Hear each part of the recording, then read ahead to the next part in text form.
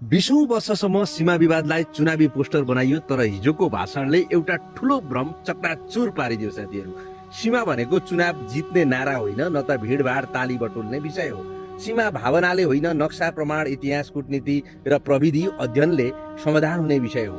हिजोसम्म भारतले हाम्रो भूमि मिच्यो भनेर जनताको भावनामा आगो लगाएर राजनीतिक गर्नेहरूलाई अब जवाफ दिन गाह्रो पर्ने भएको छ। यदि सीमा विवाद साँच्चीकै राष्ट्रिय मुद्दा हो भने त्यसको समाधान चुनावी भाषणबाट होइन, तथ्य र कूटनीतिक वार्ताबाट खोजिनुपर्छ भन्ने मेरो सोचाइ छ साथीहरू।